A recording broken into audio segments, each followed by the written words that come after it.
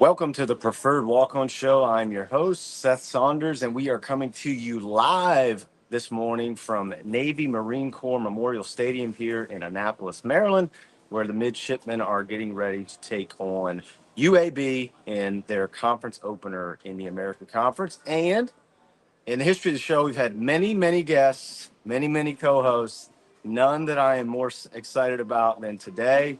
I've got my dad, Frank Saunders, here with me today. So, Pops, welcome to the show. Thank you. Honored to be here. So, Long time fan, first time guest. Yeah, long time listener, first time caller. So not by happenstance that Dad's here. My dad has a history in the broadcasting space. He was a color commentator for the radio broadcasts of our local sports teams, high school sports teams. For what? That started when I was in elementary school? Or? About 10 years. Yeah, 10 years. So basketball, baseball, football, all the above. So he will be the savvy veteran today, and I will be the apprentice. That's how this will shape up. So we've had a good start to the weekend so far. We got to Baltimore yesterday, spent the night there, and went to see Dodgers-Orioles at Camden Yards, one of the jewels of Major League Baseball, and got to see Shohei Ohtani, modern-day Babe Ruth, pitched the ball game last night, started, and then got to see the Orioles walk it off. Samuel Basallo hit an absolute missile out center field to walk it off for the Orioles. So that was a lot of fun. A night of two bonuses. First of all, Ohtani was not scheduled to pitch. That's right. A last-minute stretch. Mike Glass now allowed Ohtani to be the starting pitcher, so we were thrilled about that. And then seeing the walk-off was more than exciting. Yeah, incredible night. We had a ton of fun there, and got to Annapolis this morning, and I'm excited to watch Navy and UAB face off today. Exciting slate of college football today. I have told many people this week, this is a slate where if you are a college football junkie, you're very into it. Not the sexiness of week one. There's not the Texas Ohio State or the Clemson LSU or even the Miami Notre Dame, but there are some matchups that we really love. Chief amongst, I think, the general public is going to be the game in Norman tonight, with Michigan going to face off against Oklahoma. I would say pivotal and in some ways prove-it years for both programs.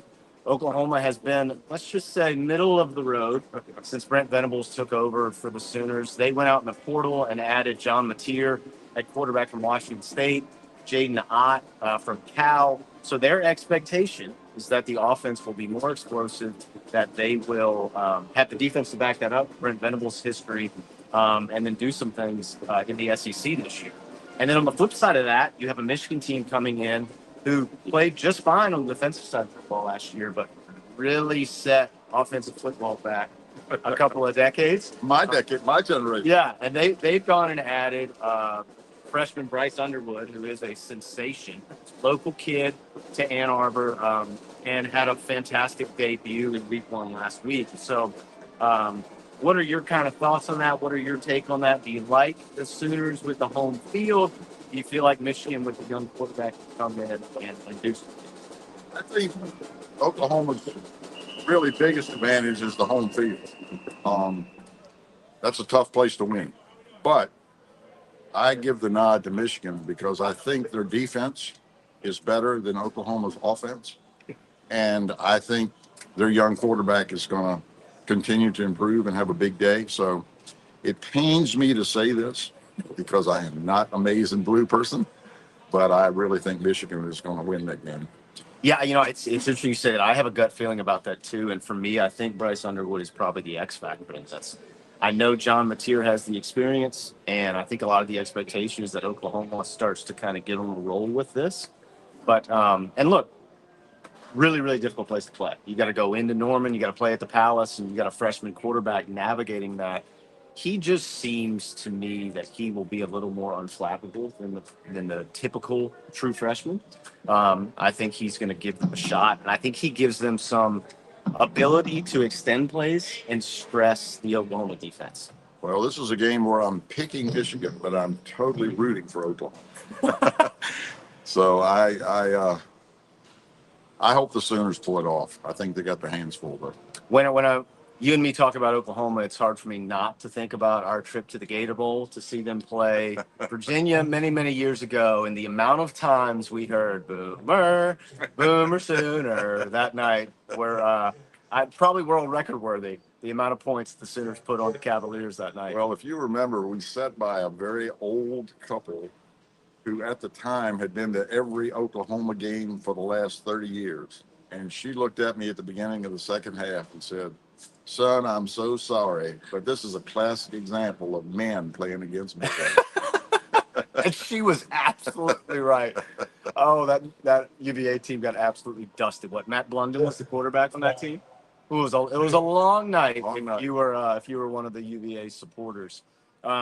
Okay, next one on the docket today that I really love is the Cy-Hawk game. So Iowa State facing off in Ames.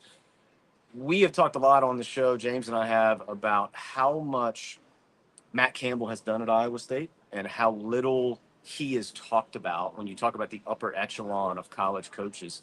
I mean, I've said this a ton, but it just kind of puts my brain in a pretzel. They've been playing football in Ames for 100 plus years. Last year's the first time in the history of the school they won 10 plus games. And Matt Campbell has engineered that. And they got returning quarterback Rocco Beck, who had a great opener in Ireland. I just think he's one of those guys where when the game is on the line and you need something to happen, he's the type of guy that can make it happen. And Iowa, it seems, and we'll see, it's obviously very young, but the bugaboo they continue to fight is they can't score the football. Well, you're talking about one team setting offense back multiple generations. Yeah. Iowa's a classic example.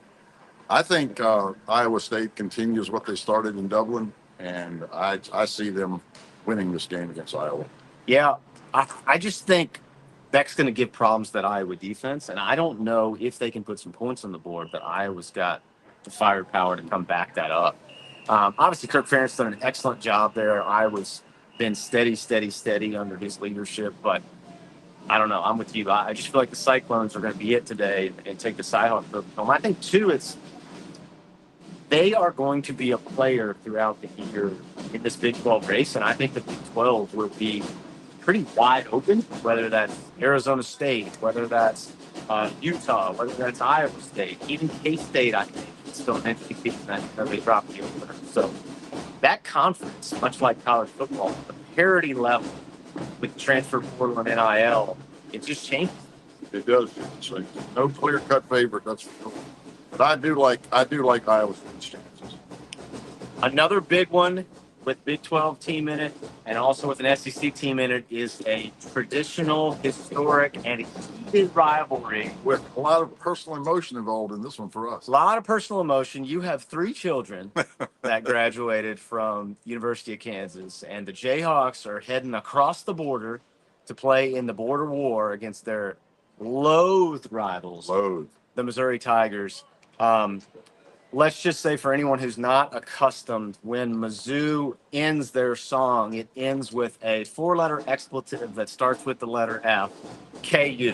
So if that gives you any indication of how they feel about the Jayhawks, that is the kind of animosity that Jalen Daniels, Lance Leipold, and the boys are going to be walking into today. I do think this is interesting for a lot of reasons. Eli Drinkwitz has done an excellent job at Mizzou. You're talking about a program that probably from an arms race perspective is not in the same boat as a lot of SEC teams, yet they've recruited well and are trying to get to that upper echelon. And they go out in the portal and get Penn State transfer Bo Kribula. They add Damon Wilson from Georgia to solidify the defensive side of the football. They are going to welcome who I think is one of the most dynamic offensive playmakers in the United States in Jalen Daniels. And for KU, the problem has not been Jalen Daniels. It's been Jalen Daniels being healthy. And when he's been healthy, he's shown that he can tilt the field for the Jayhawks. So where do you sit on this game? Where do you feel about it? Mizzou is favored in this game on their home field, but I do think KU is coming in with a lot of steam. Well, this is one of those classic rivalry games that have so much history. And I'm talking not just football history, but I'm talking about Kansas, Missouri before the war between the states history. That's right. So it's not just 2 school rivalry, it's 2 states rivalry. And I remember when KU and Missouri were 2-3 in the country earlier this century. That's right. And they played it at Arrowhead in a nationally televised game that Missouri ended up winning. But to illustrate the rivalry, the intensity of the rivalry in that game, for those of you who don't know, Kansas City is a divided city between the states of Missouri and the states of Kansas. Part of the city's in one state, parts in the other. The Missouri coach, even though they were playing in Arrowhead, which is in Missouri, That's right. would not allow any of his players to sleep in a hotel or eat in a restaurant or drive a vehicle across the river into the state of Kansas, which illustrates the hatred in this rivalry. That's right. And this is one I go with my heart. If the Jayhawks are playing, I'm rooting for them. If the Jayhawks are playing, I'm thinking they're going to win. So I'm hitting the Jayhawks. So, I like that pick. And here's my thing, too, is if we're talking about experience at the quarterback position, which is the most important position on the field for both squads. And I think what we saw in week 1 of college football was that I think is going to be the ongoing storyline of this college football season is lots of moving around the quarterback position, lots of newness for certain players at those positions, and not a lot of returning moxie across America. Well, KU has that. Jalen Daniels has faced as many bullets as any quarterback in the United States of America. My one concern with them is, in order for them to be successful, in order for their engine to go, he has to not only throw the football, but he has to make things happen with his legs. And what I worry about is that continued percussion week to week, how that affects his health. And I think that we'll see this week. He's going to face a very physical group in that Mizzou defense.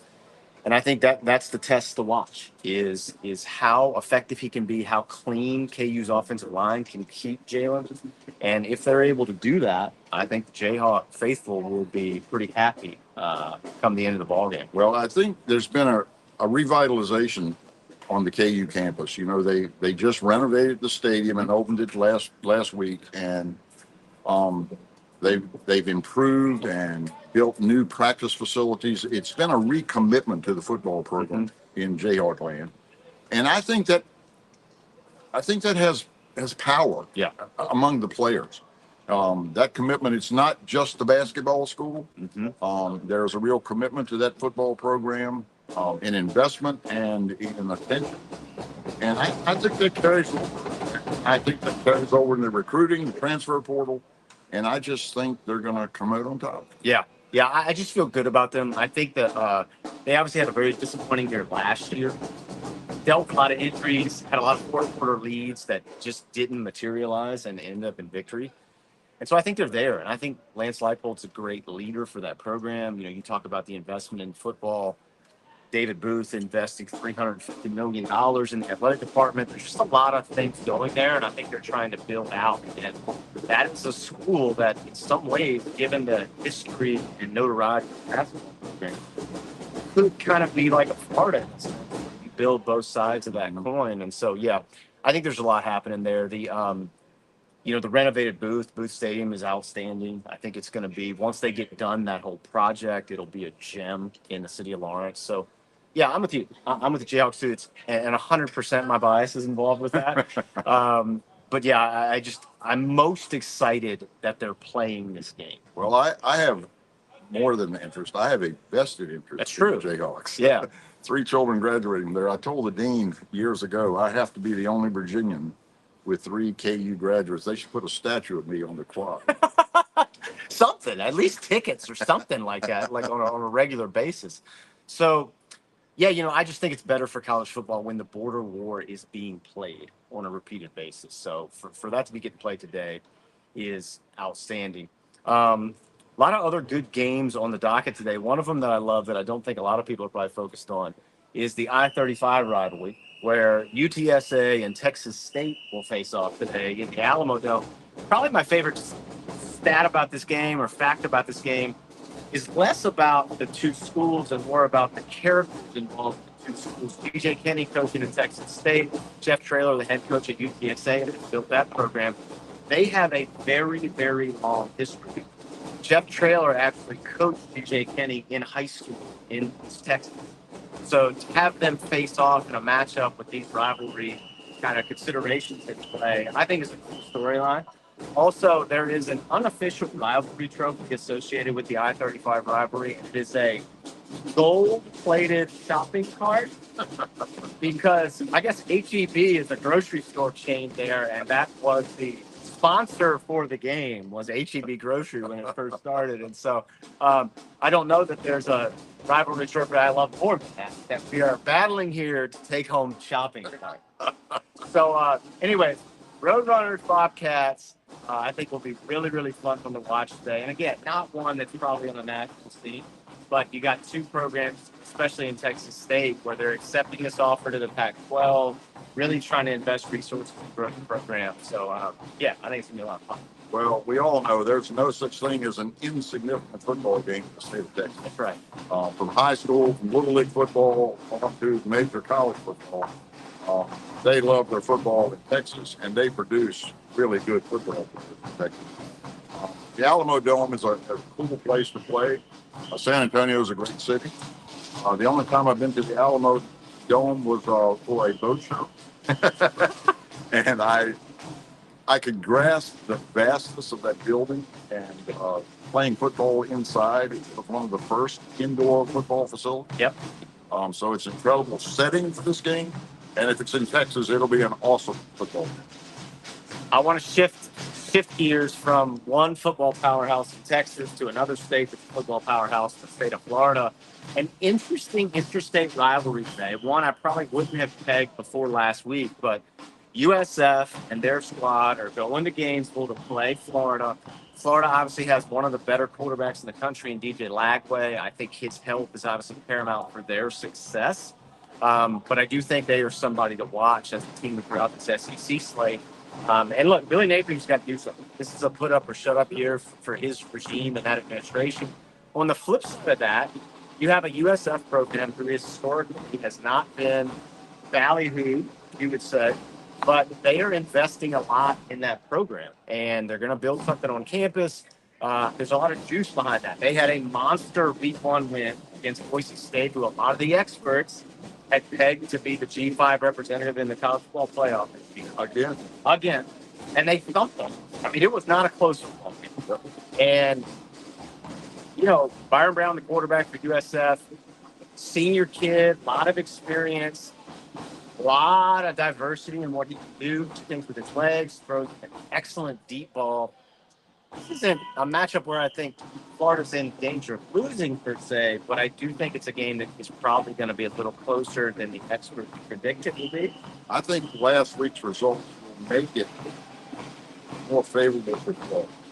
I think it was much easier for Napier to prepare his team, showing them that these guys beat a playoff team last year by 4 touchdowns. Yeah. So I think that was an asset and a help to Florida, and I think the Gators dominate. Yeah, I agree. I think that's a really good point. I didn't really think about that, but that's an excellent point. That's probably a portion of the schedule they had kind of checked as a win, and then now you don't have to worry about it looking past it. Well, in games like this, a lot of times teams like Florida think all they have to do is run it on the field and show up against peons. And I'm sure Napier has spent the entire week showing them film and preaching. These guys are capable of whipping you, so you better put your helmet on and strap up things. We got a game. I want to stay in the G5 conference to talk about the Americans. We're obviously here in Annapolis today at Navy Marine Corps Memorial Stadium. Navy is open in the conference slate with Trent Dilfer's UAB squad, who has struggled mightily under his tenure. I don't think the question today is whether or not Navy's going to come out victorious, but I'm more interested in chatting about how their long-term prospects look in the American this year and I'll fight at the CFB Apple potentially. Army obviously had a magnificent season last year. They win the American in the first year in the conference. Navy had a great year last year as well, and they bring back their star quarterback, Blake Horvath, who some people were mentioning in Heisman talks last year.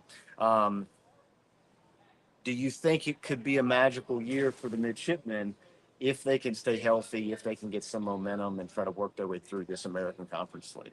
I think he can be, because what we said earlier in the broadcast was about the quarterback.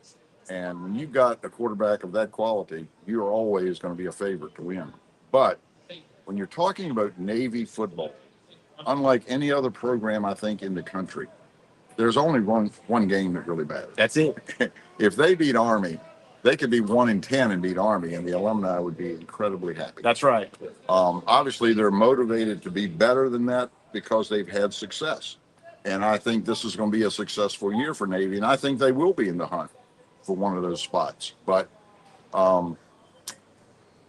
this is a unique and interesting place and a unique and interesting program.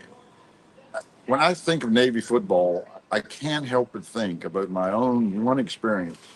My oldest son was a diehard Notre Dame fan when he was younger. Now he's a KU fan, obviously. But Notre Dame was playing Navy at FedEx Field. And of course, Notre Dame was highly favored. I called the Navy sports program and got tickets for that game at FedEx Field to take my son. And I have no idea how this happened. We come to the game fully attired in Notre Dame gear, and the tickets seated us right in the center of the Admiral section for the Navy. So we found ourselves surrounded by career Navy admirals and their wives in the section at FedEx Field. Obviously, our support for Notre Dame was very toned down that day. Yeah. But I can't help but think about that experience when I think about Navy football. Well, you bring up a great point about Navy. The hallmark of the season is just we're beating Army. That's it. We beat Army. Everything ends with beat Army. Go Navy, beat Army. And to your point, last year Army wins the American, and then after the conference season is over, after the conference championship game is played, they face off in their annual rivalry, and Navy put it to them. And regardless of the conference championship, that's a failed season for Army. That's right. Exactly right. I think to your point, Army alums would have given up the American Conference title to have beaten Navy. So In a heartbeat. In a heartbeat. But I'm excited for this experience today. I'm excited for all of the pageantry associated with this. There is no group of kids that I have more respect for than the kids that enroll at the service academies, whether that's at Army, at Navy, at Air Force, because they're signing up for something so much bigger. And, they're just an embodiment of what makes the country great. Amen. And so to be here for that today and to get to see all that live and in color is going to be outstanding. Well, when you walk down the ramp entering the stadium, I got chill bumps because surrounding the perimeter of the stadium are the names of incredible battles that these young men fought in for our entire history. So it puts things in perspective when you're standing in this hallowed ground of this stadium. The Navy Marine Corps Memorial Stadium is a special place. Yeah, here I think too you're less thinking about the new landscape of college football with NIL and transfer portal, and you're thinking about kids that are here for a bigger cause. I mean, they're here to be student athletes, but they're also here to eventually be the leaders of the military in our country. So I just have so much admiration for not just the midshipmen, but all the service academy students across the country. So really, really cool. And it's kind of a nice dovetail to last week being at the Citadel week 1, which obviously doesn't have a tied in military service component like the academies do. But still, I think that that ethos of service that goes along with all these schools, whether it's VMI in Virginia or the Citadel in South Carolina, this is something I have so deep respect for. So, man, we're fired up in here. We're going to be bringing you coverage all day, shooting some videos, showing you stuff. And, we're excited to see the midshipmen, excited to hear all the faithful have yelling roll goats all day today. I plan to shout out a few beat armies today.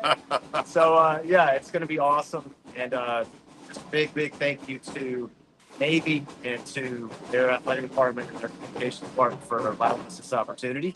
And we want to keep it a secret that our military background for our family is all Army. Yeah, but nobody needs to know that. Not today. But we did grow up with watermen, so we've lived on the Chesapeake Bay all of our lives, so that maybe gives us an in with the Navy. Yeah, we've got enough nautical DNA, I feel like, where it counts. So, I don't think we'll be ostracized or outcast today. But, it's going to be fantastic. And probably most importantly, getting to do this with you is my pleasure. Yeah, makes it the best. So, anyways, we will look forward to an outstanding slate of Week 2 college football. And until we check back in next week, and I think you should tell it with me, man. Kiss your nooch. Kiss your nooch.